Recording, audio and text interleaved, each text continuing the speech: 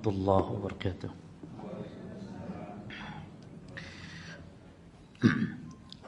Alhamdulillah rabbil alamin. Sallallahu wasallam wa baraka ala nabiyyina Muhammadin wa ala alihi wa ashabihi at-tayyibin at-tahirin, thumma amma ba'd.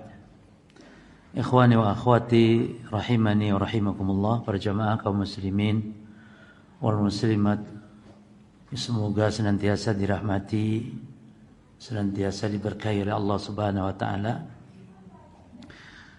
Alhamdulillah, kita melanjutkan kembali pembahasan kitab Al-Qawaid Al-Aqdiyah fi Bayan Madhab Ahlussunnah wal Jamaah, dan juga nanti dilanjut dengan kitab Al-Mulakhas fi Syarhi Kitab Tauhid. Pembahasan kita berkaitan akidah, lalu pembahasan terkait tauhid. Apa bedanya akidah dengan tauhid? Akidah itu lebih umum dari tauhid. Kalau tauhid itu pembahasannya tentang mengesahkan Allah. Berbicara rukun iman, kalau tauhid ini membahas rukun iman nomor pertama saja, iman kepada Allah. Maka dari kata tauhid artinya mengesahkan, ifradullah ta'ala, mengesahkan Allah ta'ala. Jadi tauhid itu pembahasannya khusus, membahas tentang Allah, ketuhanan Allah yang berhak diibadahi, tentang nama dan sifat-sifat Allah. Ya. Adapun akidah lebih umum. Pembahasannya akidah itu adalah membahas rukun iman yang 6. Membahas rukun iman itu 6. Dan membahas pokok-pokok agama kita yang diselisih oleh orang-orang yang menyimpang, seperti orang-orang Syiah. Penyimpangan Syiah adalah mencaci, mencela para sahabat. Maka di dalam kitab akidah ini ada pembahasan bagaimana sikap kita kepada para sahabat. Jadi pokok-pokok agama, ya, dan rukun iman yang 6, dan pokok-pokok agama yang pokok-pokok ini diselisih oleh orang-orang yang menyimpang. Kita harus meyakini, Bapak Ibu sekalian, kalau ada umat Islam yang menyimpang, itu berdasarkan hadis Nabi SAW. Jadi Islam itu tidak berpecah belah.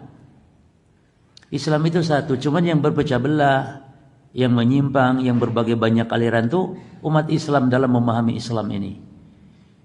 Jadi, sehingga ada kelompok-kelompok menyimpang dalam masalah akidah, kelompok-kelompok yang sesat, yang justru kita harus mempelajari akidah yang lurus yang dijelaskan oleh para ulama dalam kitab-kitab mereka. Wajib. Karena ibadah kita tidak akan sah, tidak diterima oleh Allah kalau akidah kita rusak, menyimpang. Ya. Makanya kalau ada orang-orang yang menyimpang itu bukan dalam masalah ibadahnya, tapi dalam masalah akidahnya disebut menyimpang itu. Buktinya orang-orang Khawarij dulu di zaman Nabi yang muncul, ya, pelopornya itu muncul di zaman Nabi. Itu Nabi memuji tentang ibadahnya.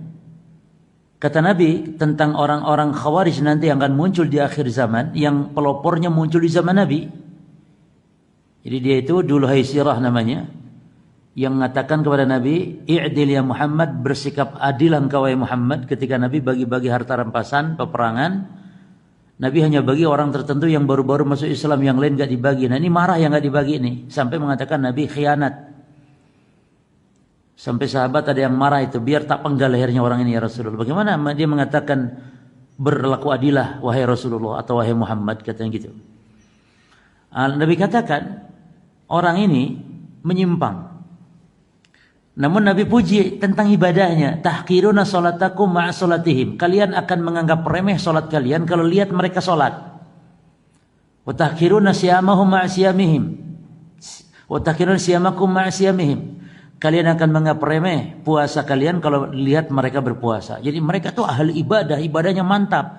Tapi kenapa dicela Nabi sampai kata Nabi mereka adalah yamrukuna minad-din, keluar dari agama, melesat, kama yamruku saum minar ramiyah, seperti melesatnya anak panah dari busurnya.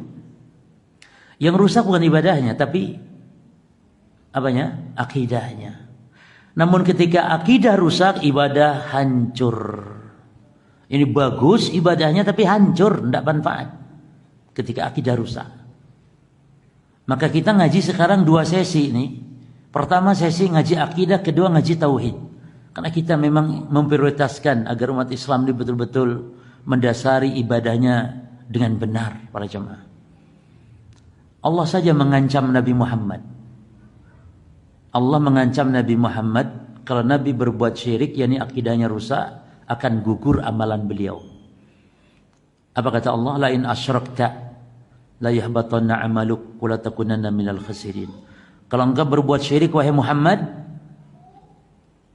Rasul yang diancam, maka akan hancur amalanmu dan kau di akhirat betul-betul orang yang paling merugi, kata Allah.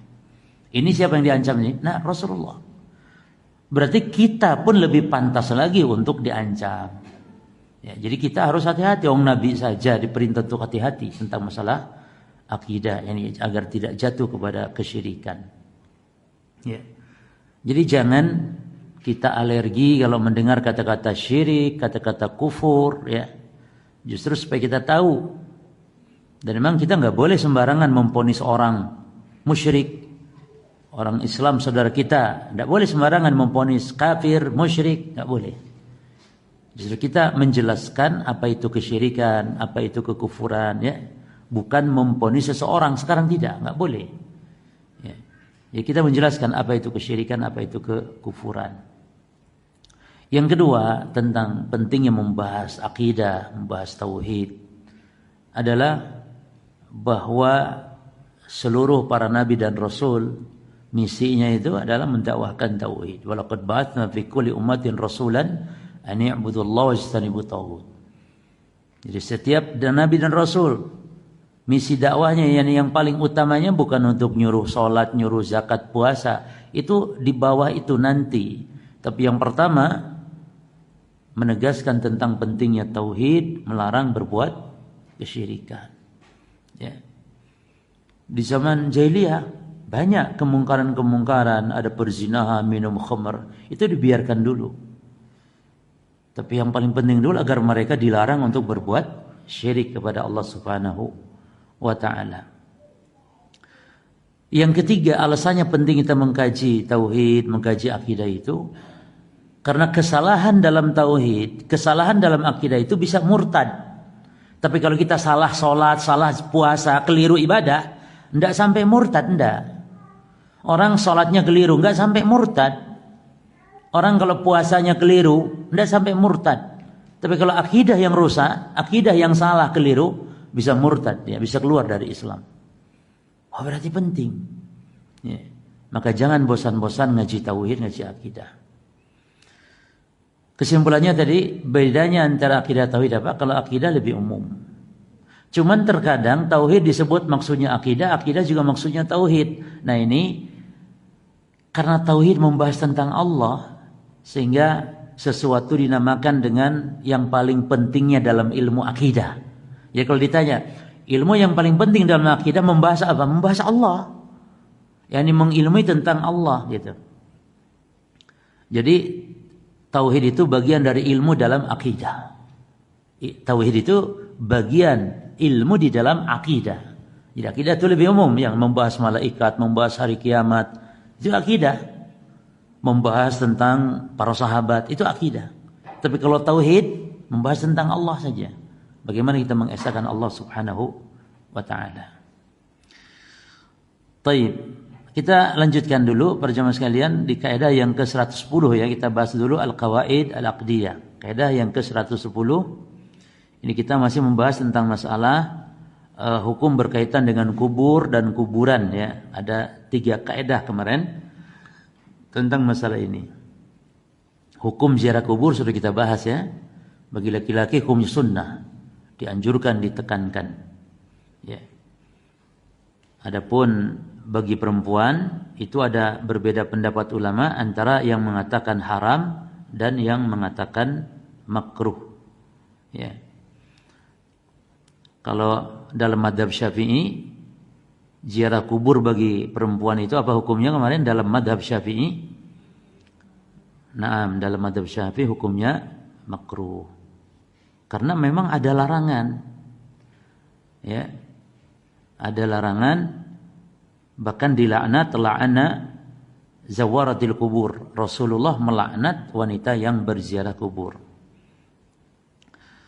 Yang mengatakan makruh ini diantaranya mazhab Syafi'i. Makruh itu kalau ditinggalkan berpahala. Jadi intinya wanita itu jangan senang datang-datang ke kuburan itu. Wanita itu diberi pahala oleh Allah tetap, walaupun dia di rumah. Kalau dilarang wanita misalnya dilarang ziarah kubur, jangan sedih, tetap diberi pahala ziarah kuburnya. Ketika wanita dilarang berjihad, perang, tetap jangan sedih, diberi pahala itu. Tapi kondisinya di rumah, Masya Allah. Justru Islam memuliakan wanita itu dari segi itu. Kan ada yang bertanya kepada Nabi sempat seorang perempuan, ya Rasul, kita nih kok dilarang antar jenazah, dilarang ini itu, salat berjamaah pun kita tidak dianjurkan di masjid. Tapi para suami-suami kita pada keluar rumah, berjihad mereka, berjamaah mereka, ngantar jenazah, menguburkan jenazah. Bagaimana nih kami, apakah dapat apa yang mereka lakukan? Karena kami ini ngurus anak mereka di rumah, kami melayaninya mereka di rumah. Kata Nabi, ini wanita cerdas bertanya seperti ini. Dan kata Nabi, para wanita tersebut mendapatkan apa yang dilakukan oleh suaminya di luar rumah. Jadi wanita kalau sholat di rumah pun tetap mendapat sholat berjamaah di masjid. Makanya wanita ke masjid itu boleh. Tidak dianjurkan apalagi diwajibkan, tidak. Bahkan Nabi mengatakan, wa buyutuhunna khairul lahum. Rumah-rumah mereka lebih baik untuk sholat daripada Masjid Nabawi itu. Itu Nabi bicaranya di Masjid Nabawi kan. Ya tapi bagi yang umrah tetap sholat di Masjid Nabawi, ngejar pahala daripada di hotel. Tapi bagi penduduk Madinah, ya sholat di rumahnya. Tapi boleh enggak ke masjid? Boleh, ketika mungkin di masjid lebih khusyuk sholatnya, ada pengajian, ada taklim dan semisalnya, maka di masjid. Ya. Pendapat lainnya kalau wanita itu katanya haram ziarah kubur. Ya. Ini madhab yang lain. Di antaranya ada sebagian pendapat ulama Syafi'iyah, termasuk juga pendapat Ibnu Taimiyah, pendapat juga madhab Hanafi yang mengatakan haram. Terus ada juga yang mengatakan boleh. Jadi wanita itu ziarah kubur 3 ini saja ulama beda pendapatnya. Haram, makruh, boleh. Yang mengatakan boleh ini madhab Hanafi dan ada sebagian madhab Maliki. Jadi kalau wanita enggak ada yang menganjurkan, subhanallah. Enggak ada ulama yang menganjurkan apalagi mewajibkan, enggak ada. Jadi sekitar 3 ini. Nah, dari mana kesimpulan diambil? Karena di satu sisi wanita ada yang ziarah kubur di zaman Nabi dan Nabi biarkan. Di sisi lain ada lagi larangan melaknat tadi, dilaknat. Maka ulama mengkompromikan sehingga beda pendapat 3 poin tadi. Haram, makruh atau boleh. Tapi kita laki-laki jamaah dianjurkan. Sunnah karena diperintah oleh Nabi sallallahu alaihi wasallam dan juga dipraktekkan oleh Nabi. Nah, sudah kita bahas ini. Nah, sekarang kita masuk di kaidah ke-110, kullu ma yad'u ila ta'zimil qabri. Setiap seruan kepada pengagungan kubur fayumna'u maka dilarang. Dilarang. Seperti apa? Katajsisihi seperti menemboknya. Wal kitabati alaihi dan menulisinya. Wal binai alaihi dan membangunnya. Ini semua bentuk-bentuk pengagungan kepada kubur. Ya. Wadafnihi dan menguburkannya mayit fil masjidi di masjid. Jadi tidak boleh jemaah. Karena Nabi Muhammad sendiri itu bukan dikubur di masjid, tapi di rumahnya Aisyah, di kamarnya Aisyah. Cuman masjid diperluas sehingga karena ke arah mana? Ke arah berikut sudah tidak bisa, akhirnya dimasukkanlah ya di zaman Khalifah Malik bin Marwan. Jadi Nabi Muhammad, para sahabat enggak pernah menguburkan manusia di dalam masjid atau di sekitar masjid. Terus wa tazwiqihi birrukham dan menghiasinya tazwiq dengan rukham. Rukham itu kayak batu marmer atau yang semisal, keramik dan semisal. Ya. Ini dilarang berdasarkan apa? Dalil-dalilnya. Bahkan Imam Syafi'i melarang. Ya, para jemaah. Al-Imam Syafi'i, kita ingin bacakan beberapa perkataan Imam Syafi'i rahimahullah taala berkaitan tentang larangan dalam rangka untuk mengagungkan kubur seperti ini. Jadi Islam ini agama yang adil ya. Kuburan tidak boleh diagungkan seperti itu karena akan menghantarkan manusia akhirnya mengagungkan orang yang ada di dalam kuburan itu. Maka di antara manusia jarang yang mengagungkan kuburan ibu bapaknya. Karena dia merasa ibu bapaknya biasa-biasa saja. Tapi banyak manusia jauh-jauh sengaja datang ke kuburan wali. Kenapa? Karena dia meyakini wali itu orang mulia yang dikubur di situ. Sehingga dia mengagungkan berbeda. Ya. Kan gak ada yang membangun kuburan ibu bapaknya sampai tinggi, bangun, megah, kan gak ada. Karena ibu bapaknya biasa saja. Tapi kuburan wali dibangun dengan megahnya. Dan paling kalau orang tua kita biasanya kasih mermer sedikit lah, diangkat sedikit saja, di tembok dicat sedikit saja. Tapi nggak ada yang mengagungkan, memuliakannya, karena ada keyakinan bahwa yang dikuburnya itu adalah memiliki keutamaan kelebihan. Al-Imam Syafi'i, para jemaah sekalian, beliau mengatakan berkait larangan menembok dulu ya. Kalau Nabi melarang dalam hadis nahan Nabi sallallahu alaihi wasallam an yujassasal qabr. Nabi melarang untuk menembok kuburan. Naha Nabiyyu sallallahu alaihi wasallam an yujassasa al-qabr wa an yuktaba alaihi. Nabi melarang pula untuk menulisinya. Ini dalam hadis. Wa an yubna alaihi, dan Nabi melarang membangunnya. Jadi kaidah ini oleh mu'alif dibawakan itu berdasarkan lafaz dari hadis-hadis Nabi sallallahu alaihi wasallam. Melarang berarti maknanya haram, jemaah. Karena hukum asal larangan itu adalah hukumnya larang, haram, sehingga ada dalil yang memalingkan dari haram menjadi makruh. Ya. Maka termasuk pengagungan kuburan bentuknya apa? Israjul maqabir. Menerangi kuburan dengan berbagai penerangan. Jadi kalau menerangi dengan listrik, kalau dalam rangka untuk supaya orang bisa jalan di kuburan, mungkin kalau menguburkan mayit malam-malam bisa ada penerangan, itu tidak apa-apa. Tapi maksudnya diterangi dengan lampu, dengan lentera, dengan listrik-listrik dan semisal, dengan lampu hias, kerlap-kerlip dan semisalnya, ini yang dilarang karena dibentuk dari mengagungkan kubur. Ya. Termasuk pengagungan kubur juga wad'u as-sutur 'alal qabri. Menempatkan kain penutup atau tirai atau kelambu di kuburan. Wa dzala syakka annahum mina al-muhdatsat. Ini termasuk di antara hal yang diada-adakan karena tidak ada di zaman Nabi, para sahabat dahulu menghiasi kuburan-kuburan mereka dengan pakai tirai-tirai ya, kelambu dan yang semisalnya.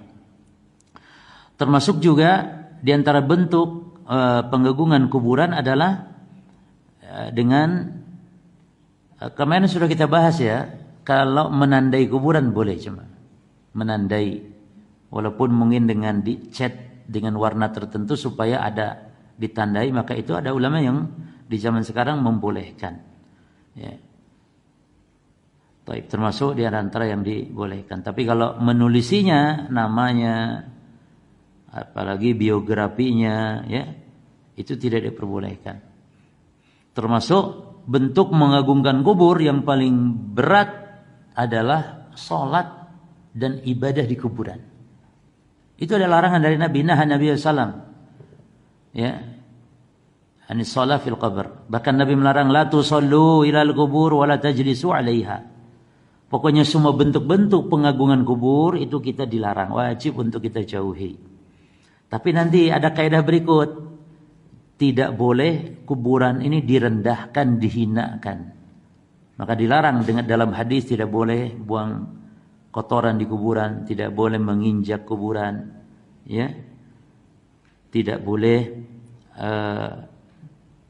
kalau menginjak kuburan jemaah itu dibolehkan kalau kuburan orang kafir. Karena orang kafir ketika sudah mati dalam keadaan kafir itu sudah tidak ada lagi harganya, enggak ada. Laisa lahum qimah, enggak ada harganya. Jadi boleh. Bahkan kalau kita lewat kuburan orang kafir, Nabi katakan apa? Beri kabar gembira dengan neraka jahanam. Tapi sudah mati ya jemaah. Kalau masih hidup, kita diperintah untuk bermuamalah dengan baik dengan orang kafir. Kalau masih hidup. Bahkan mendoakan dapat hidayah itu dianjurkan.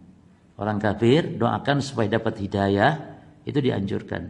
Tapi tidak boleh untuk mendoakan agar diampuni atau masuk surga atau yang semisalnya mendapat rahmat dan semisalnya itu tidak diperbolehkan. Baik. Imam Syafi'i mengatakan wa uhibbu alla yuzadu fil qabri min ghairihi. Saya suka, kata Syafi'i, kalau kuburan itu tidak ditinggikan bi ayyakuna fihi turabun min ghairihi ba'sun, dan tidak mengambil padanya dari tanah yang lain. Artinya kalau kita ngubur jenazah itu tanahnya itu ya bekas galian itu supaya tingginya itu tidak terlalu tinggi-tinggi banget gitu. Jadi Imam Syafi'i mengatakan tingginya itu kurang lebih shibron atau nahwihi, kurang lebih tingginya cuma sejengkal saja. Makanya kata Syafi'i itu tidak mengambil tanah dari yang lainnya. Maksudnya supaya tidak tinggi. Wa akrahu ayyubna 'alal qabri masjidun, dan saya benci ya untuk membangun masjid di atas kuburan tersebut. Ini Imam Syafi'i ngomong begini di mana? Dalam kitab Al-Um, kitab induk ya, kitab Imam Syafi'i. Wa ayusawwa, dan saya benci an yusawwa au yusalla alaihi ya. Saya benci kuburan disejajarkan, maksudnya dengan tanah. Jadi harus ditinggikan karena untuk menunjukkan tanda itu kuburan. Dan juga dipergunakan untuk sholat di atasnya, di atas kuburan. Ya. Yuqra an yujassasal qabru. Lalu kata Imam Syafi'i juga dimakruhkan, yakni dibenci untuk menembok kuburan, wa yuktaba alaihi, dan dituliskan di kuburan ismu sahibihi, nama pemilik kubur. Subhanallah jemaah. Jadi masalah ini sudah terang benderang sekali, baik dari hadis ataupun ucapan Imam Syafi'i sendiri gitu. Tapi memang fitnah ya, tipu daya dari syaitan. Jadi umat Islam dikerjain, diganggu oleh syaitan supaya menyimpang dalam masalah. Karena memang kuburan ini fitnahnya besar. Maksud fitnahnya besar, banyak orang terjerumus gitu kepada penyimpangan-penyimpangan. Ya. Wa uhibbu, dan saya suka an yubna, alla yubna, untuk tidak dibangun, wala yujassasa, dan tidak ditembok, fa inna dzalika yushbihu, karena hal itu menyerupai az-zinata wal khuyala. Kalau ditembok dengan marmer dan semisal itu akan menyerupai az-zinah. Zinah itu berhias-perhiasan ya, jemaah. Terus wal khuyala, dan akan menimbulkan kesombongan. Artinya kalau kuburan ditembok apalagi dengan megah akan menimbulkan apa? Kesombongan. Baik sombong orang yang membangunnya atau nanti terhadap mayit ya. Akan nampak kesombongan pada mayit. Loh ini kuburan siapa? Kuburan Pak Fulan. Noh mayitnya jadi kena. Loh kok megah banget? Atau yang membangunnya timbul sombong, bangga dengan membangun. Ini kata Imam Syafi'i. Walaysa al-mautu, padahal kematian itu bukanlah maudhi'a wahidin minhuma. Padahal kematian bukan salah satu dari keduanya, yakni berhias atau sombong. Kematian, nggak ada lagi perhiasan, sudah mati, orang bagaimana mau berhias lagi? Atau sombong, orang mati sudah nggak ada lagi kesombongan di situ, mati sudah nggak bisa apa-apa lagi, nggak berdaya. Terus walaisal maut walam ara kuburul muhajirin, dan saya kata Imam Syafi'i tidak pernah melihat kuburan sahabat-sahabat muhajirin wal ansar, sahabat-sahabat ansar, mujassasatan, dalam keadaan ditembok. Ustaz, kan tembok dulu ndak ada. Loh siapa bilang? Ada dulu tembok, bangun rumahnya pakai tembok. Ya, cuman ya bukan semen merek sekarang. Tembok zaman dulu. Cuman yang menarik, Imam Syafi'i berdalil dengan sahabat Muhajirin dan Ansar karena mereka tolak ukur dalam kita beragama. Jadi kalau menjadi idola, tolak ukur, patokan beragama siapa? Sahabat Muhajirin dan Ansar. Dilakukan oleh mereka atau tidak? Gitu seolah oleh Imam Syafi'i. Ya. Baik. Maka ketika ada hadis ya bahwa Nabi melarang membangun kuburan, Imam Syafi'i mengatakan wa qad ra'aitum minal wulah, dan saya melihat para penguasa man yahdima bi Makkah, di Mekah, penguasa di Mekah banyak yang merobohkan ya mayubna fiha, apa yang sudah dibangun, falam aral fuqaha ya'ibuna dzalik, dan saya tidak melihat para ulama fikih mencela penguasa yang meroboh-robohkan bangunan kuburan tersebut. Artinya bukan dirobohkan diratakan dengan tanah, tidak. Bangunan-bangunannya dirobohkan kemudian di kuburan ditinggikan hanya sejengkal dari tanah saja. Dan saya tidak melihat ada ulama fikih atau para fuqaha mencela perbuatan penguasa tersebut. Jadi ini yang benar. Maka saya wasiatkan bagi yang mendengar dari para penguasa, kalian bertanggung jawab di hadapan Allah nanti kalau di negeri kekuasaan kalian masih ada sarana-sarana kesyirikan, sarana-sarana orang berbuat kekufuran, dan kuburan-kuburan yang tinggi dan megah kalau tidak diperbaiki, diratakan. Dulu di zaman pemerintahan Saudi dulu ketika masih dikuasai oleh Turki Utsmani atau masih di zaman Turki Utsmani, pemeliharaan yang dipelihara oleh Turki Utsmani itu di kuburan baki itu dibangun kuburan, bangunan-bangunan. Lalu pemerintah Saudi Arabia akhirnya merubahnya, ya, menghancurkannya dan dikembalikan seperti sekarang yang kita saksikan. Alhamdulillah hanya satu jengkal dari tanah. Ini semua perkataan Imam Syafi'i dikutip dari kitab Al-Berjamaah. Baik. Jadi sangat terang. Baik, berikutnya. Jadi kaidah kita sekarang berbicara segala hal yang mengajak menyuruh kepada penggangguan kubur maka itu dilarang. Nah, baru sekarang tentang menghinakan kuburan. Tetap juga tidak diperbolehkan. Jadi Islam ini agama yang adil. Sikap ahli sunnah selalu tengah-tengah. Tidak ekstrim berlebihan, tidak ekstrim dalam meremehkan, gitu. Bahkan dianjurkan kalau kita masuk kuburan, sendal kita dibuka, itu sunnah. Ya. Karena juga menunjukkan apa? Kalau pakai sendal ada unsur, pakai sepatu ya, ada unsur kesombongan. Mirip-mirip orang yang sombong, walaupun tidak sombong, tapi itu ada kesombongan karena di kuburan itu bagaimanapun, di kuburan itu kan tulang belulang saudara-saudara kita kaum muslimin. Mereka di bawah kan, di kuburan. Walaupun alam barzah bukan di situ. Tapi namanya kuburan kan di situ, di jasadnya kaum muslimin saudara-saudara kita, mungkin ibu bapak kita, orang-orang kita hormati. Lah kita di atasnya pakai sendal, pakai sepatu. Maka dilarang, hatta melangkahi dilarang. Ya. Maka tapi kalau kuburannya berjamaah ya, nanti di makam itu banyak duri, banyak paku atau takut kena paku dan semisalnya, ya, maka boleh akhirnya dengan keadaan alasannya karena ada hajat pakai sendal boleh. Jadi bukan berarti haram ya, itu sunnah. Sunnah. Jadi antum kalau lepas sendal berpahala. Gitu kan, itu sunnah. Tapi kalau pakai karena alasan mungkin kaki antum sakit kalau nyeker. Padahal Bapak Ibu, di antara sunnah berjalan, bagaimana adab dalam Islam berjalan, itu Nabi memberi contoh kepada kita. Nabi itu hafiyatan ahyanan. Nabi itu jalan kaki itu nyeker sesekali. Ya. Jadi jenengan kalau jalan sesekali itu sunnah, sesekali nggak pakai sendal. Tapi dua-duanya, jangan separuh nggak pakai, separuh pakai, itu malah dilarang. Itu seperti pakaiannya syaitan katanya. Nggak boleh kalau sekali. Maka kalau tali sendal jenengan copot ya satu. Jangan dipakai yang satu, dipakai yang satu dandani ndak, copot dua-duanya. Nah, ini Masya Allah ya, artinya sunnah-sunnah Nabi ini seiring gitu dengan teori-teori medis. Ya kan kadang-kadang menurut medis katanya kalau jalan itu nyeker itu ada unsur, ada sehatnya di situ katanya. Tapi Nabi sesekali jemaah, jangan bendino ora pakai sendal. Sesekali itu sunnah. Ya. Jadi coba pelajari sunnah-sunnah jalan, masya Allah. Nabi kalau jalan itu cepat. Kayak orang jalan dari Pudunan. Bagaimana sih kalau ibu-ibu, bapak-bapak kalau jalannya mudun? Apa jalannya santai? Kan enggak. Kalau jalan mudun loh sampean ya. Lah kayak itu jalannya Rasulullah. Rasul kalau jalan biasa, maksudnya di jalan datar, kayak orang kalau mudun.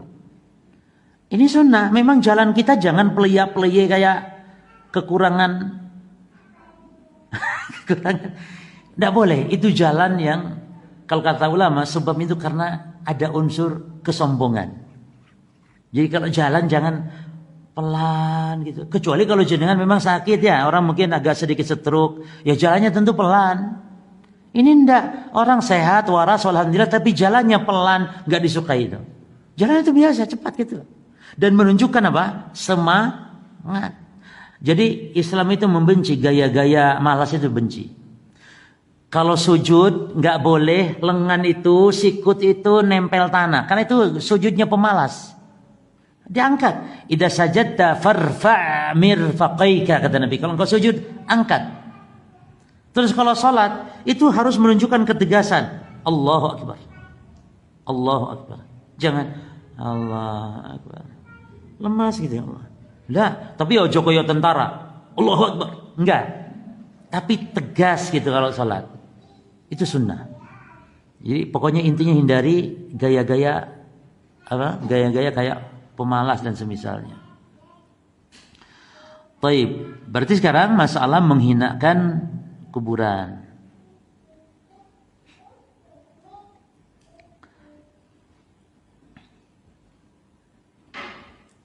Jam 10 tuh Pak. Tapi kita tambah satu kaidah saja kalau gitu.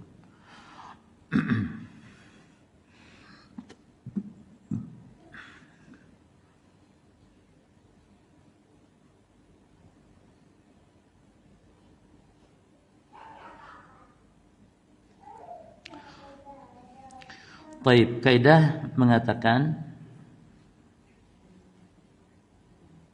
kaidah yang ke-111, kullu amalin, setiap amalan, yatadammanu yang mengandung ihanatal qabri, penghinaan kepada kuburan, fayumna'u, maka dilarang.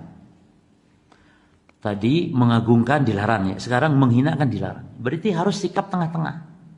Contohnya kaqadha'il hajati bainal kubur, buang hajat di antara kubur.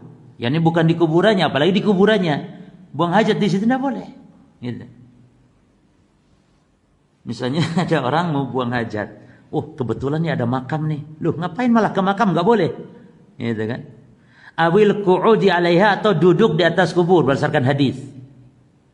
Awil masyi bainaha bin ni'al, atau jalan di antara kubur, ketika menguburkan jenazah atau ketika ziarah kubur dengan memakai sandal, awil wat'i 'alaiha, atau menginjak kuburan, wa nahwi dzalik, dan yang lainnya.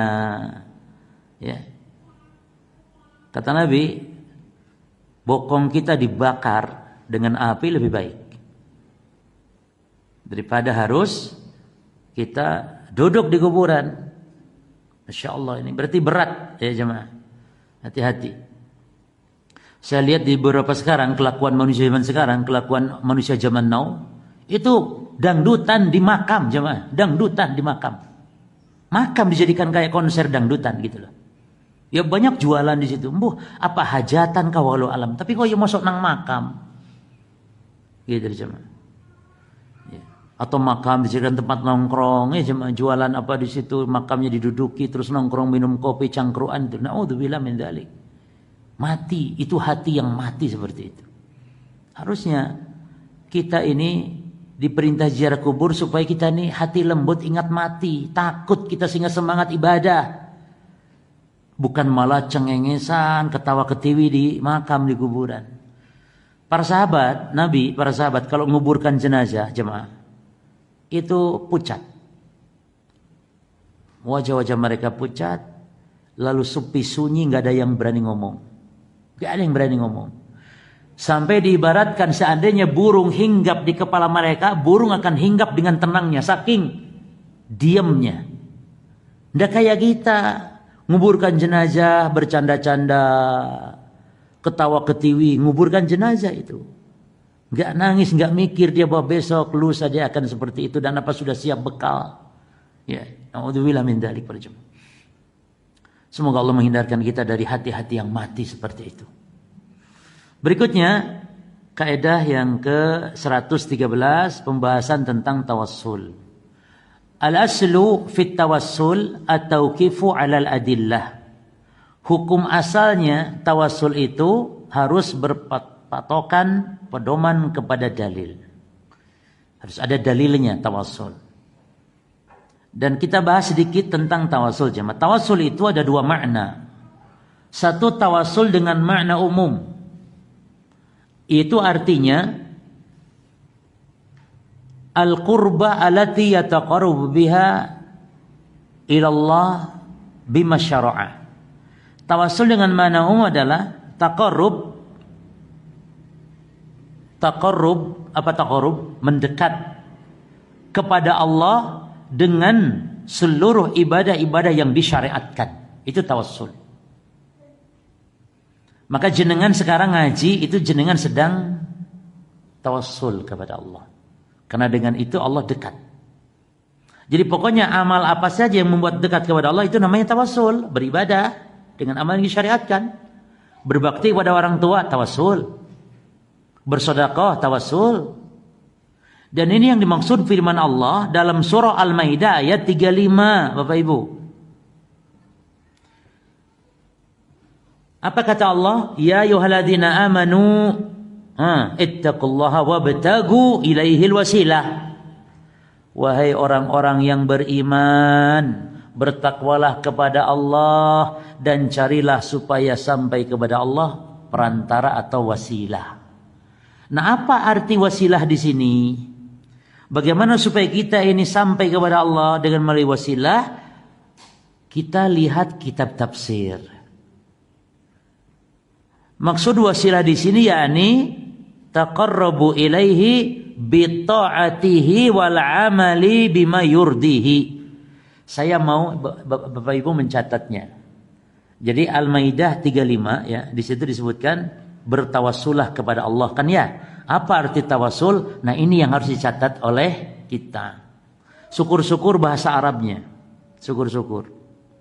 Kalau tidak enggak apa-apa terjemahannya. Maksud tawassul yakni taqarrabu ilaihi, mendekatlah kepada Allah, bertaqarrublah kepada Allah bi ta'atihi, dengan melakukan ketaatan, wal amali bima yurdihi, dan amalan yang diridhai Allah.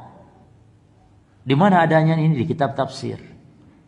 Silahkan buka kitab tafsir semuanya, tafsir ulama-ulama ahli sunnah ya. Ibnu Katsir, tafsir Tabari, Qurtubi, semuanya. Ini maksud tawassul. Berarti di sini maknanya tawassul dengan makna umum, yakni bertaqarrub kepada Allah dengan apa? Dengan apa Bapak Ibu? Dengan ketaatan dan amal ibadah yang Allah ridhoi. Berarti jemaah, baca Quran, tawassul. Zikir, tawassul. Salat, tawassul. Ya. Pokoknya apa bentuk ibadah. Istri taat kepada suami, tawassul bukan? Tawassul, karena itu perintah Allah, perintah Rasul. Tawassul. Berarti maknanya tawassul dengan mana umum, luas. Maknanya di sini. Sekarang tawassul dengan makna khusus. Nah, ini dia. Saya tanya sekali lagi, apa itu tawassul dengan makna umum? Bertaqarrub kepada Allah dengan melaksanakan ketaatan, ibadah-ibadah yang disyariatkan. Yang kedua, sekarang makna khusus tawassul dengan makna khusus adalah at-tawassul fi babid du'a'i wat talab. Bertawassul di dalam berdoa dan meminta kepada Allah. Bertawassul dalam rangka berdoa dan meminta kepada Allah. Berarti lebih khusus ini. Khusus berkaitan apa tawasul di sini? Doa. Nah, kalau doa kepada Allah pakai tawasul tuh supaya doanya mustajab. Jadi sebab diijabah doa, maka kalau doa harus tawassul. Jadi tidak boleh mengatakan tawasul bid'ah, tawasul syirik, tidak boleh. Karena tawasul itu ada yang harus diperinci seperti ini. Berarti tawasul bid'ah tidak bid'ah. Tawasul justru disyariatkan. Tawasul bukan syirik, disyariatkan. Nah, tawasul dengan atau dalam bab doa, ya, maka ada beberapa macam. Yang pertama, tawassul dengan nama dan sifat-sifat Allah. Jadi tawassul itu ketika kita doa bertawassul dengan nama Allah, sebut namanya Allah, ya Rahman, ya Rahim, ya Karim, ya Ghaffar, ya Razzaq. Sebut nama Allah, kan kata Allah dalam Quran di surah Al-A'raf 180. Apa kata Allah? Walillahil asmaul husna fad'uuhu biha. Dan hanya milik Allah nama-nama yang paling baik. Maka berdoalah kepada Allah dengan bertawasul pakai nama Al-Husna biha.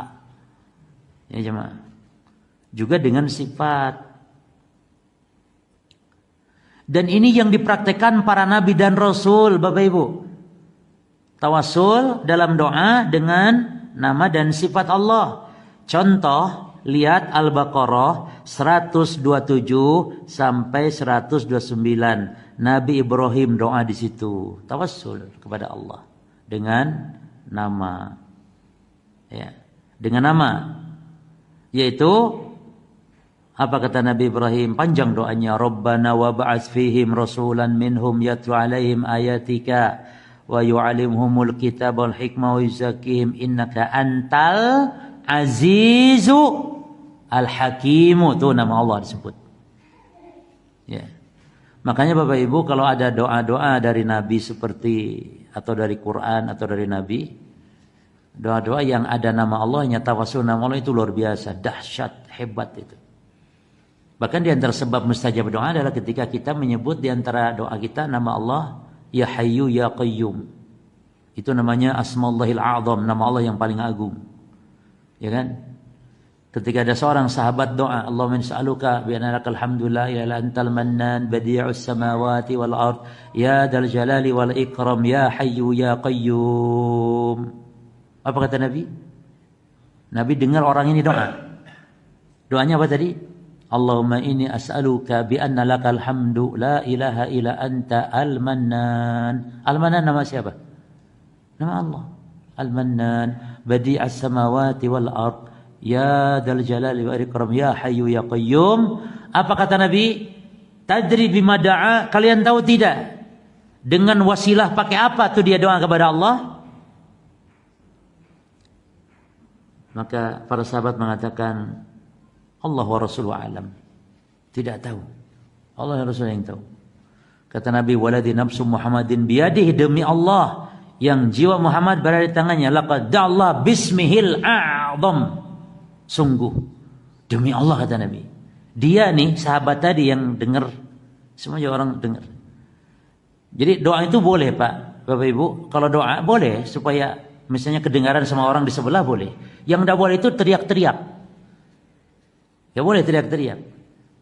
Ud'u rabbakum tadarruan wa khifyatan. Berdoalah kepada Rabb kalian dengan tadarru' yakni rendah hati, rendah diri, rendah hati. Tadarru', khusyuk dan khifyah. Khifyah itu pelan. Tapi pelannya boleh untuk kedengaran diri sendiri. Kalau seandainya kedengaran orang sebelah juga boleh. Tapi nggak boleh teriak-teriak. Karena nggak sopan kepada Allah. Doa teriak-teriak. Apalagi doa pakai musik misalnya. Diiringi pakai drum band. Rabbana ya Rabbana dzalamna anfusana tereng tong-teng. Na'udzubillah min dzalik. Jemaah. Bukan menghina ya, bukan. Maksudnya saudara kita nggak boleh doa-doa pakai seperti itu. Kan itu doa, Rabbana ya Rabbana dolamna anfusana, itu doa. Bahkan doa dalam Quran yang mustajab itu karena ada di situ nama-nama Allah disebut. Rabbana. Kata Nabi, telah doa dengan nama Allah yang a'zam. Jadi ada asmaul husna, ada asmaullahil a'zam. Ulama beda pendapat tuh. Nama Allah yang husna ya berarti semua nama Allah husna. Cuman yang a'zam yang mana? Yang a'zam ini yang mana? Ada beda pendapat. Ada yang mengatakan, ada 3 pendapat cuma ya. Asmaullahil a'zam itu yang mana nih? Nama Allah yang a'zam, yang paling agung. Ada 3 pendapat. Pendapat pertama yaitu seluruh nama Allah ya a'zam. Berarti ya podo ae karo Asmaul Husna gitu, tidak ada bedanya. Satu. Yang kedua adalah nama yang pokoknya yaitu Allah. Jadi nama Allah itu yang asal, yang pokok adalah Allah. Tapi Allah punya nama-nama yang lain kan? Ar-Rahman, Ar-Rahim, Al-Karim.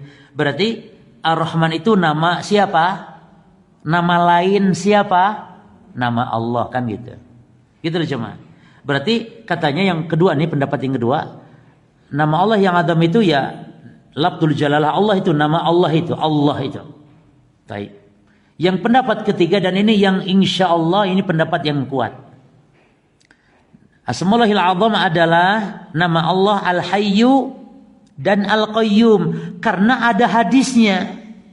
Nabi menyebut bahwa nama Allahil A'zam itu ada di 3 surat.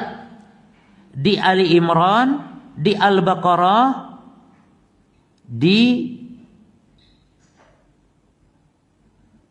ini yang sudah ngaji syarah akidah Wasithiyah sebenarnya ada itu. Satu lagi saya lupa.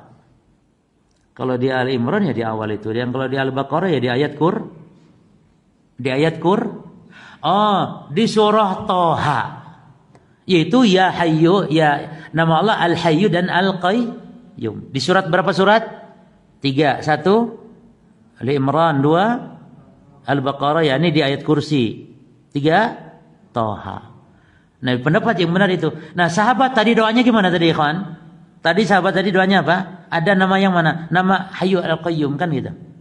Allahumma inni as'aluka bi anna lakal hamdu la ilaha illa anta al-mannan badi'us samawati wal ya dzal jalali wal ikram ya Hayyu ya Qayyum. Jadi doa kalau pakai ya Hayyu ya Qayyum ini luar biasa coba. Makanya di antara doa untuk menghilangkan kesulitan, menghilangkan kegalauan, di antara doanya sambil kita menengadahkan wajah kita ke langit, ke atas, baca apa? Ya Hayyu ya Qayyum bi rahmatika astaghitsu. Jadi jenengan kalau buntu masalah sudah. Buntu masalah, depan, belakang, kiri, kanan, buntu wis. Gak ada jalan keluar, buntu wis, masih ada pintu ke atas. Toleh ke atas. Bacanya apa? Ya Hayyu ya Qayyum bi rahmatika astaghits. Diulang-ulang boleh. Ya Hayyu ya Qayyum bi rahmatika. Allah akan berikan jalan keluar. Jadi luar biasa, selalu dekat dengan Allah. Ada problem, terutama sholat ya. Karena Nabi SAW idza hajabul amr faj'i ila shalah. Nabi kalau ada problem, ada perkara berat, Nabi segera sholat. Sholat apa jemaah? Kalau jenengan waktunya lapang luas ya boleh sholat mutlak namanya. Atau kalau pas kebetulan duha ya jenengan sholat duha. Kebetulan mungkin malam tahajud. Intinya sholat intinya. Kalau nggak ada waktu apapun sholat berarti sholat mutlak namanya. Artinya sholat mutlak itu sholat yang nggak diikat dengan waktu apapun, sebab apapun, mutlak. Terus pokoknya saya ingin sholat. Sholat berapa? 2 rakaat. Pokoknya sholat itu 2 rakaat siang malam, pokoknya 2 rakaat. Sholatul laili wan nahar masna masna. Salat siang malam itu 2. Duha ya 2. Dan pendapat yang benar ya duha itu enggak ada batasan jemaah. Duha itu enggak ada batasan, pendapat yang benar. Karena dalam hadis Aisyah mengatakan Nabi salat berapapun yang beliau suka, duha itu. Ada Nabi duha 2 rakaat, Nabi duha 4, sampai disebut 8 rakaat kan. Bahkan ada lagi riwayat 12 rakaat. Yang benar, nggak ada batasan. Sebagaimana hanya sholat malam. Sholat malam nggak ada batasan. Jadi dengan tahajud mau 100 rakaat silakan. Nggak ada batasan. Cuman kalau kita serius sholat dan khusyuk, jemaah, Nabi cuman 11. Cuman 11-nya Nabi. Rakaat pertama Al-Baqarah, disambung Ali Imran, terus An-Nisa, terus. Itu rakaat pertama atau belum selesai. Ya kita dengan kulhu dan kuliah ya bisa 100 rakaat. Karena kulhu kuliah. Ya bisa 100 sampai subuh. 100 rakaat. Boleh cuma saya tidak bercanda serius. Kalau jenengan kulhu kuliah ya bisa 100 rakaat dari mulai pada Isya sampai subuh. Kalau ingin. Cuman yang penting itu jemaah, salat itu baik. Khusyuk, baik, kualitas walaupun sedikit rakaatnya. Mungkin 11 tapi istimewa kayak Nabi sallallahu alaihi wasallam. Maka Aisyah ngomongnya apa kata Aisyah? Fala tas'al an tulihinna wa husnihinna. Nabi salat 4 rakaat. Maksud 4 itu 22. Salat lagi 4 rakaat 22, lalu Nabi salat witir 3. Berarti berapa tahajudnya? 11. Baik di Ramadan atau di luar Ramadan. Tapi Aisyahnya ngomongnya apa? La tas'al an tulihinna wa husnihinna. Jangan tanya bagusnya dan panjangnya. Ya memang 11, tapi ojo tanya bagusnya Nabi kayak apa. Ya. Kalau kita jemaah Al-Baqarah disambung Ali Imran, disambung An-Nisa, disambung jemaah enggak kelengar kalau kita. Makanya Nabi itu salat malamnya hatta tamarat qadamahu, sampai kakinya itu sebenarnya bukan bengkak jemaah ya. Bagaimana sih orang kalau berdiri lama, coba bayangkan 2 jam berdiri misalnya. Apa yang terasa di kaki? Lah kaya ngono iku yang disebut tamarat qadamahu. Kira-kira kayak gimana kaki? Ya kemeng ya gitu ya jemaah. Yus terjemahan sing enak bengkak supaya paham itu lah. Geringgingen bengkak atau semisal. Kita maksud sampai bengkak kita, enggak bengkak. Makanya Bapak Ibu, salat istiftah ya. Salat istiftah kalau mau tahajud bagi kita kayak enggak perlu. Karena istiftah itu ya ini 2 rakaat yang ringan menjelang tahajud ya, 2 rakaat yang ringan. Salat pembuka 2 rakaat yang ringan. Kalau yang mau salatnya panjang. Lah kalau kita salatnya mekul hukuliah, masa perlu istiftah? Ya ora perlu, wong itu istiftah kabeh. Betul tidak? Jadi istiftah itu perlu kalau mau berdiri panjang supaya buang ngantuk dulu gitu loh jemaah. Kita kan bangun tidur nih wudu kan mau sholat tahajud. Yang tahajudnya dengan Al-Baqarah, Ali Imran nyambung kayak Rasulullah, perlu istiftah 2 rakaat ringan dulu. Nah kalau kita istiftah kabeh kita ini sampai witir istiftah sudah. Ya, jadi tidak perlu. Jadi cukup kita sholat ya 2 sampai nanti akhir witir 11. Baik.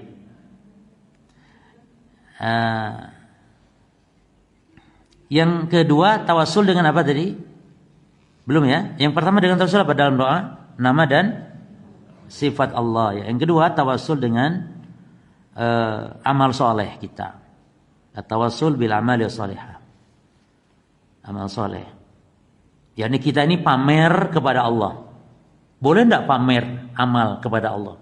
Lah kalau pamernya kepada Allah boleh. Yang enggak boleh itu pamer kepada siapa? Manusia. Kalau kepada Allah boleh pamer, ya Allah saya sudah bangun masjid 1 miliar. Dan itu saya ikhlas karena Engkau ya Allah.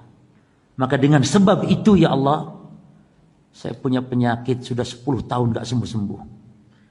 Maka sekarang mudahkan, sembuhkan saya ya Allah. Jauhkan, angkat penyakit saya ya Allah. Ini namanya tawassul dengan amal soleh. Apa dalilnya jemaah? Kisah 3 orang yang terperangkap dalam gua. Itu 3 orang itu kan pamer amal masing-masing kepada Allah. Yang satu apa? Pamer apa? Bakti kepada orang tuanya kan. Yang kedua apa? Mau zina nggak jadi. Oh masya Allah itu amal hebat itu. Mau berzina nggak jadi. Padahal sudah mohon maaf sudah ditindihnya itu perempuan. Tapi nggak jadi karena ingat takut kepada Allah. Berpahala. Maka orang yang meninggalkan maksiat itu ada yang berpahala, ada yang tidak berpahala. Contoh ada orang mau maling, sedang maling nggak jadi, kabur dia. Karena ada polisi. Ini berpahala enggak? Enggak berpahala. Enggak berpahala. Ada orang berhenti merokok karena nggak punya duit. Pahala enggak? Enggak ada pahala. Harus berhenti merokok karena Allah. Karena merokok membahayakan, merusak tubuh, dan tubuh ini amanah. Tubuh ini amanah yang harus kita jaga. Maka tidak boleh kita menjual organ tubuh kita, nggak boleh jemaah. Jual ginjal, jual apa? Memangnya milik siapa tuh ginjal? Milik siapa itu? Milik Allah, bukan milik kita. Amanah tubuh ini. Maka rawat sehingga jalan supaya sehat. Makanan juga dijaga. Jangan makan seblak dimakan. Gak amanah aja, seblak dimakan. Akhirnya ya diabetes akhirnya. Ya. Artinya seblak itu halal cuma, tapi boyo pilih-pilih nek makan, masa seblak dimakan kayak gitu. Dipilih yang sehat, yang baik. Bapak Ibu makan protein ya, protein, perbanyak protein, kurangi karbohidrat. Apalagi yang sudah tua-tua, selalu saya nasihatkan. Saya sudah kena diabetes, kebanyakan karbohidrat saya ini. Bayangkan Bu, kalau saya makan satu piring penuh full, lalu sama gorengan, sama kerupuk, mana proteinnya? Tidak ada. Dan itu kebiasaan, gorengan, kerupuk, apalagi sayur, gorengan, kerupuk, sayur mentah, gorengan, kerupuk, sambal. Kita ini makan keliru. Jadi makro nutrisi tidak ada. Ya. Ada protein ikan asin sedikit. Itu kebiasaan saya Ibu, karena saya ini orang Sunda. Jadi saya sehari-hari makan tuh kayak gitu. Sambal, lalap, tempe, ikan asin sedikit. Itu tiap hari, akhirnya diabetes. Sekarang kata dokter harus suruh banyak protein. Alhamdulillah, telur 10. Jadi telur itu harus 10 cuma supaya mantap. Jangan satu itu kurang, harus 10. Tapi karbonya jangan. Karbonya dihindari. Tapi cukup Bapak Ibu ya. Yang keberapa? Tawasul yang keberapa dalam doa? 3. Tawasul dengan bidzikri al-haja awil faqr. Tawasul kepada Allah dengan menyebut kesulitan kita, menyebut kefakiran kita, menyebut beban hidup kita. Penyakit misalnya. Jadi subhanallah. Jadi ngadu kepada Allah. Ya Allah, penyakit ini sudah 10 tahun tidak sembuh ya Allah. Ini dalilnya di surah Al-Anbiya ayat 83 jemaah. Ini tawasul dengan menyebut kesulitan kita contohnya. Yaitu surah Al-Anbiya 83 tentang Nabi Ayub. Nabi Ayub sakit buduk boroken belasan tahun. Nabi Ayub mengatakan, inni masaniyadh-dhurr wa anta arhamur rahimin. Ya Allah, saya terkena penyakit ya Allah. Dan Engkau Maha Pemurah di antara orang-orang atau hamba-hamba yang pemurah. Demikian pula Nabi Musa ya, ketika lapar. Ya, Nabi Musa lapar duduk di bawah pohon. Tawasul itu Pak. Nabi Musa ngomong lapar kepada Allah. Mungkin barangkali ada secuil roti saja. Ternyata disamperin sama 2 perempuan tadi yang telah ditolong untuk ngangkat air kan jemaah. Karena perempuan gak bisa ngangkat air atau karena berdesak-desakan rebutan dengan para laki-laki. Perempuan itu di pinggir aja. Nabi Musa samperin, kenapa mau air? Ya diambilkan.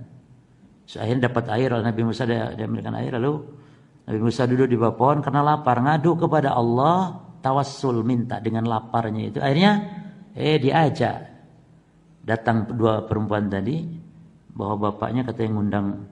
Yo jelas ditraktir lah sama bapaknya, dikawinkan bahkan sama salah satu putrinya dengan mas kawin 8 tahun gembala kambing, dijangkep jadi 10 tahun.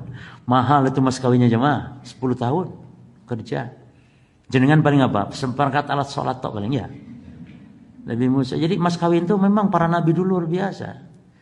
Jadi mas kawin itu nggak memberatkan, tapi kalau kita mampu, ya jangan kita bakhil cuma.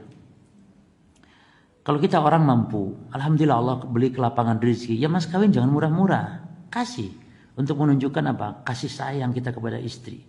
Kesan pertama antum ngasih mas kawin besar, itu istri masya Allah. Nanti bisa jadi istri menjadi yang taat gara-gara lihat mas kawin. Tapi jangan sampai antum orang mampu mas kawin seperangkat alat sholat tok sing harganya bener 50.000. Istri akan pelit banget gitu. Memang ini mudah, tapi jangan juga bermudah-mudahan membuat murah. Baik. Itu barangkali para jamaah sekalian ya tentang tawassul. Tawassul kepada Nabi sekarang. Tawassul kepada Nabi ada bahasa khusus ya. Tolong jenengan catat, tawassul kepada Nabi itu ada 3 macam. At-tawassulu bin Nabi sallallahu alaihi wasallam yang qasum ila 3 aqsam. Tawassul kepada Nabi itu ada 3 macam. Yang pertama, qismun yajuzu fi hayat tawassulu fi hayati wa ba'da wafatihi. Yang pertama, tawassul yang boleh baik Nabi masih hidup atau Nabi telah wafat. Yang kedua,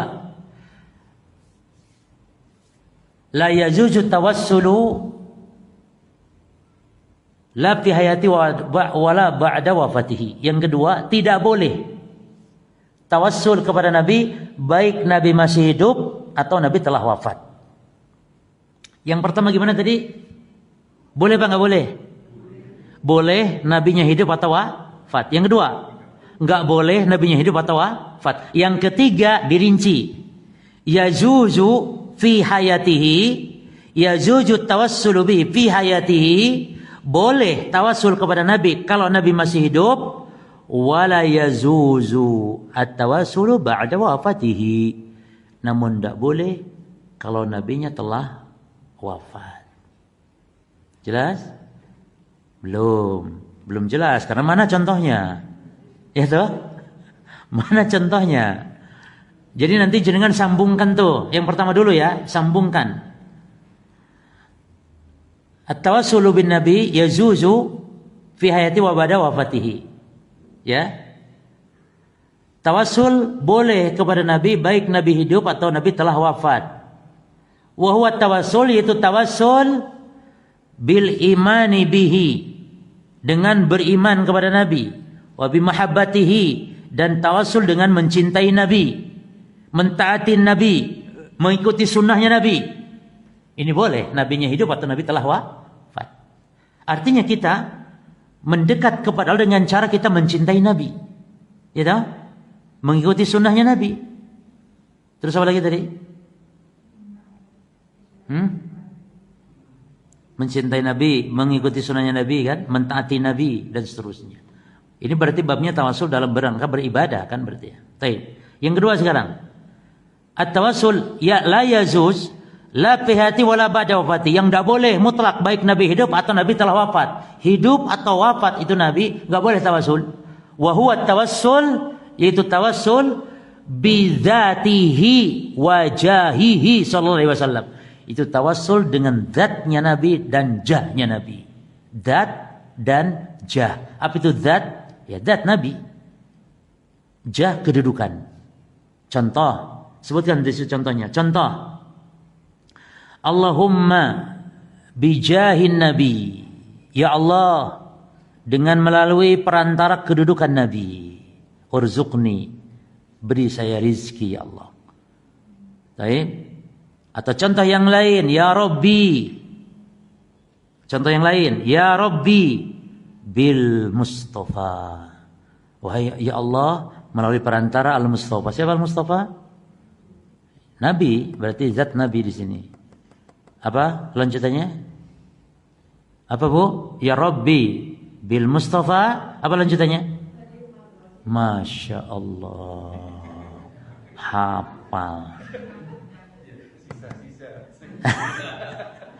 Yang ketiga, apa yang ketiga tadi? Boleh kalau masih hidup, tapi nggak boleh kalau sudah wafat. Wahwa yaitu at-tawassul bi talabi du'aihi, meminta didoakan oleh Nabi.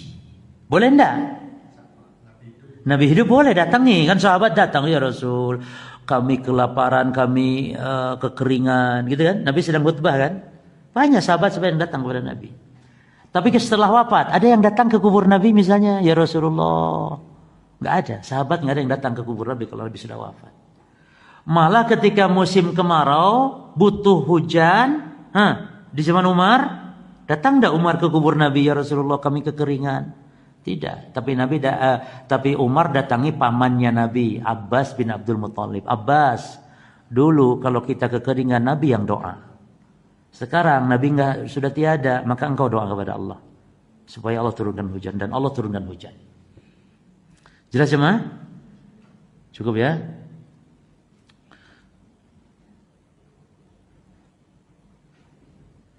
Lanjut Bu, kitab Al-Mulakhas sampai mana? Saya lupa kitab Al-Mulakhas sampai mana ya? Ada yang nyatet tak? Hah?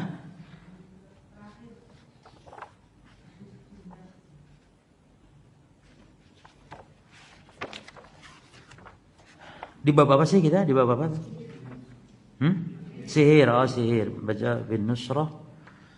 Sihir. Baik.